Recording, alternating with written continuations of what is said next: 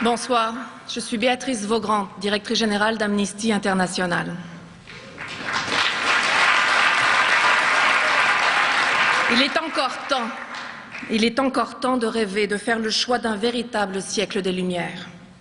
Il est encore temps de faire de ce siècle un passage irréversible de l'humanité vers une civilisation qui respecte fondamentalement le genre humain, non pas comme un moyen, mais vécu comme une fin. Ici et maintenant, on peut commencer. Les idées de justice et de dignité humaine laissées entre autres par Confucius, les penseurs de l'islam de l'âge d'or et de l'autre siècle des Lumières ont abouti finalement, dans la seconde moitié du XXe siècle, à une jeunesse formidable des droits humains sur la scène internationale. La Déclaration universelle des droits de l'homme en 1948 et des pactes et des conventions internationales qui la renforcent et même une cour pénale internationale pour juger de nos pires crimes sur Terre. Waouh! Pourtant, le XXe siècle a continué d'être une boucherie. Les textes internationaux sont certes très beaux.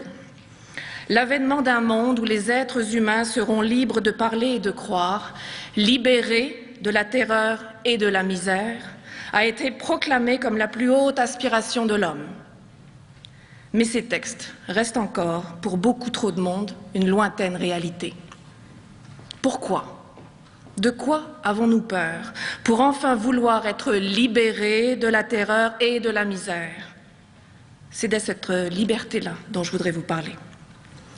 Inlassablement, de faux choix nous sont rabâchés afin de justifier des politiques qui semblent rassurantes, mais pourtant sont fondamentalement dangereuses pour notre liberté, car elles sont puisées sur la base de nos peurs. Ces faux choix semblent trouver des oreilles attentives ces temps-ci, ce qui nous inquiète. J'en nommerai 3. Identité ou ouverture? Sécurité ou droits humains? Libertés individuelles ou dignité collective? Identité ou ouverture? Un poète persan, Saadi, XIIIe siècle, a écrit « Les êtres humains sont les parties d'un corps. Si une des parties souffre, les autres ne peuvent trouver la paix. Si le malheur des autres te laisse indifférent, tu ne mérites pas d'être appelé homme. »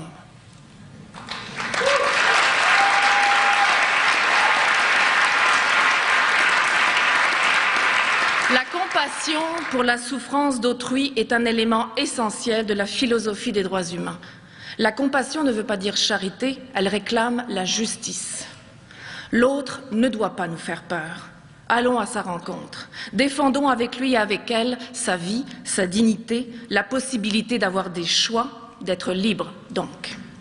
Soyons curieux des différences et de l'universalité de notre condition humaine, parce que vos droits, votre dignité en dépendent.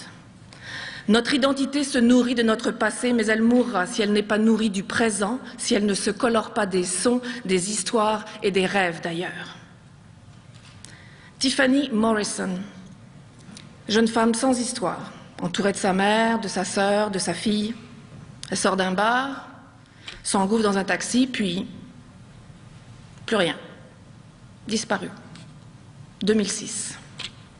Qui s'en préoccupe? Pas de une dans les médias, pas de recherche nationale. Elle est retrouvée morte sous un pont en 2010. Ça doit être trop loin de nos yeux, ça. Kanawagé, juste de l'autre côté du pont. Les femmes autochtones chez nous ont 5 fois plus de risques de mourir de mort violente que les femmes non autochtones. Je me souviendrai longtemps du regard interrogateur de sa mère. Pourquoi ? Nourrir les préjugés envers les autochtones, ostraciser les musulmans, ériger des forteresses contre les migrants et les réfugiés, vouloir habiller ou déshabiller les femmes, démoniser les personnes qui défendent ces droits. N'ayons pas peur de notre choix. Identité et ouverture.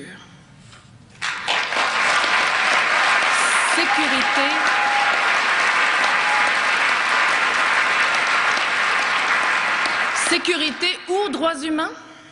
Au nom de notre sécurité, parce que nous avons peur, nous avons laissé faire des marques indélébiles dans les choix pour les droits que nous avions faits. Notre peur, légitime mais entretenue, nous a permis d'écorner, de tourner les coins ronds, de faire semblant, de dire que c'est exceptionnel, c'est temporaire, c'est préventif, pour sauver des vies, de créer des systèmes parallèles et secrets pour notre bien. Ceux qui sont prêts à laisser un peu de leur liberté pour un peu plus de sécurité ne méritent ni la liberté ni la sécurité. Il est assez clair, Benjamin Franklin. La sécurité pour tous, c'est la justice, c'est se tenir debout, avoir confiance dans nos institutions de justice et notre démocratie, c'est refuser la loi du talion. Ceux que l'on est censé combattre ont remporté une victoire amère pour nous. Nous avons abdiqué Guantanamo et leurs trophées. Et nous, sommes-nous plus en sécurité? Torturer ou sous-traiter la torture, détenir illégalement et indéfiniment des personnes, offrir des parodies de procès, combattre une guerre sans en respecter les lois, marchander les armes sans contrôle, croire que la peine de mort va tout régler, démoniser les personnes qui défendent ces droits. N'ayons pas peur de notre choix, sécurité et droits humains.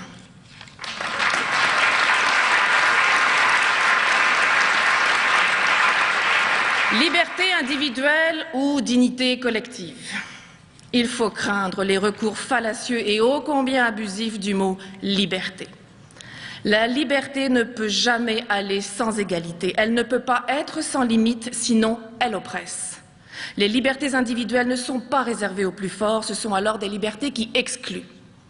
Entre le fort et le faible, entre le riche et le pauvre, entre le maître et le serviteur, c'est la liberté qui opprime et la loi qui affranchit. Cette phrase de Lacordaire, homme politique du XIXe, nous rappelle la raison fondamentale de ne pas avoir peur du mot solidarité. Les droits humains sont pour tous. Puisque les libertés débridées créent des inégalités, elles doivent être corrigées. Il ne faut pas avoir peur de réclamer des lois qui protègent, qui affranchissent, qui donnent aux plus vulnérables, au plus grand nombre, la liberté de choix. Et je ne parle pas des lois du marché. Avoir accès au logement est aussi important que de s'exprimer librement. Je sais, cela paraît choquant pour certains, mais vivre dans la dignité est un tout indissociable, avec un toit et une voix. Pour tous, la pauvreté n'est pas une fatalité, elle est décidée. Que notre attachement aux droits humains ne soit pas sélectif. Rappelez-vous, être libéré de la terreur et de la misère. Nourrir avec des banques alimentaires et des guignolés, réduire à des coûts variables l'éducation, le logement, la santé, permettre à des entreprises extractives de détruire environnement et lieux de vie, isoler dans la pauvreté les familles autochtones, démoniser les personnes qui défendent ces droits. N'ayons pas peur de notre choix, liberté individuelle et dignité collective.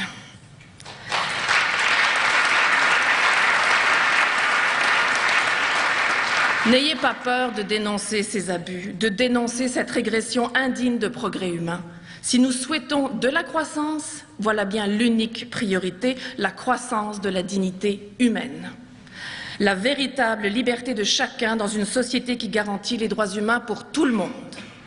Ne restez pas silencieux en attendant que l'orage passe, parce que vous n'êtes pas concernés. Il ne passera pas si vous ne faites rien. Vous êtes concernés.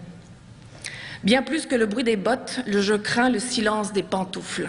Cette citation, reprise par plusieurs, vous donne-t-elle une idée de l'importance d'agir pour notre liberté?